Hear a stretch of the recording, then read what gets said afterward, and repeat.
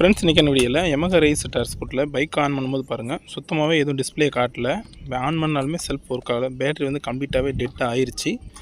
So இந்த மாதிரி கண்டிஷனில் வந்து பேட்டரி எப்படி சேஞ்ச் பண்ணுறப்ப தான் இந்த வீடியோ நம்ம பார்க்க போகிறோம். ஆக்சுவலாக பேட்டரி சேஞ்ச் பண்ணல நிறையா மாடல் இருக்குது. ஆனால் இதில் எது பெஸ்ட்டுன்னு பார்த்தீங்கன்னா எக்ஸைடு வந்து பெஸ்ட்டுன்னு சொல்லி கூகுளில் சர்ச் பண்ணதில் தெரிஞ்சது. அதனால் நான் எக்ஸைடு வாங்கியிருக்கேன். ப்ரைஸ் வந்து 1500 ரூபா, 5 ஆம்ஸ் பேட்டரி.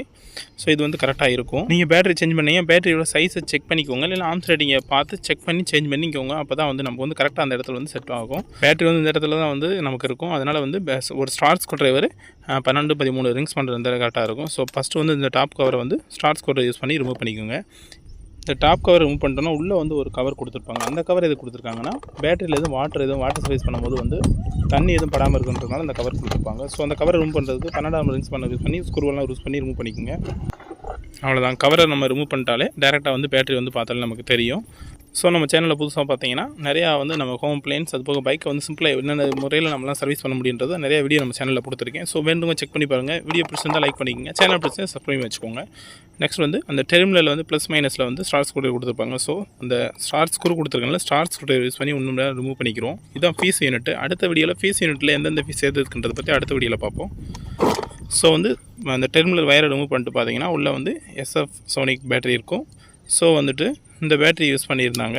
ஸோ இந்த பேட்டரியில் வந்து நமக்கு வந்து டெட் கண்டிஷனில் இருந்துச்சு. ஸோ இருந்தாலும் நம்ம வந்து பேட்டரியில் எவ்வளோ வோல்டேஜ் இருக்குன்றதை வந்து நம்ம ப்ளஸ் மைனஸ் அந்த டெர்மினலில் வச்சு நம்ம வந்து மல்டிமீட்டர் DC ஒன்றில் வச்சு பார்க்கும்போது பார்த்திங்கன்னா 3.3 வோல்ட் இருக்குது.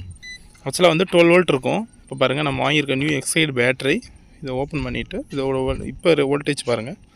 நார்மலாக வந்துட்டு 12.80 நியர் வந்து 13 வோல்ட் இருக்குது. ஸோ வந்துட்டு பேட்டரி வந்து புது பேட்டரினால வந்து 12 வோல்ட்டுக்கு மேலே தான் இருக்கும். ஸோ பேட்டரி அந்த இடத்துல கரெக்டாக வச்சுட்டு வந்து பேட்டரி டைரெக்டாக கனெக்ட் பண்ணாமல் பேட்டரி வாங்குகிற கடையிலே பார்த்தீங்கன்னா வந்து சிலிக்கான் டயஎலக்ட்ரிக் கிரீஸ்ன்னு சொல்லுவாங்க. இல்லைன்னா வாஸ்லின் இந்த ரெண்டில் ஏதாவது ஒன்று வச்சு நீங்கள் வந்து அப்ளை பண்ணிவிட்டு டெர்மினலில் வந்துட்டு மேலே வந்து நீங்கள் டைட் பண்ணும்போது எதுவும் மாய்ச்சரும் ஆகாது. அது போக வந்து டெர்மினல் எதுவும் லூஸ் கனெக்ஷன் ஆனாலும் எதுவும் அந்த இடத்துல ஆர்க் வராமல் வந்து இது வந்து ஹோல்ட் பண்ணி வச்சுக்கணும். ஸோ நீங்கள் வந்து பேட்டரி சேஞ்ச் பண்ணும்போது கட்டாயம் வந்து இந்த மாதிரி சிலிக்கான் டயஎலக்ட்ரிக் கிரீஸ் இல்லைன்னா வாஸ்லின் வச்சு நீங்கள் சேஞ்ச் பண்ணிக்கோங்க. ஸோ வந்து நல்லா க்ரீஸ் எல்லாம் அப்ளை பண்ணிட்டு 1 by 1 ஒரு கவராக க்ளோஸ் பண்ணிவிட்டு ஸ்டார் ஸ்க்ரூ யூஸ் பண்ணி வந்து ஃபுல் டைட் பண்ணிவிட்டு இப்போ உங்களுக்கு பைக்கை வந்து நான் ஆன் பண்ணி காட்டுறேன். ஸோ நீங்கள் வந்து பைக் ஆன் பண்ணும்போதே பார்த்தீங்கன்னா வந்து இதில் வந்துட்டு ஒரு சிம்பிள் மாதிரி ஒன்று காட்டுது பாருங்கள். இன்ஜின் சிம்பிள் வந்து அந்த ஆரஞ்சு கலரில் எரியுது. பைக் வந்து நல்லாவே ஆன் ஆகுது. அடுத்த வீடியோவில் வந்து இந்த சிம்பிளை வந்து நம்ம எப்படி கரெக்ட் பண்ணுறதை பற்றி அடுத்த வீடியோவில் பார்ப்போம். தேங்க்யூ.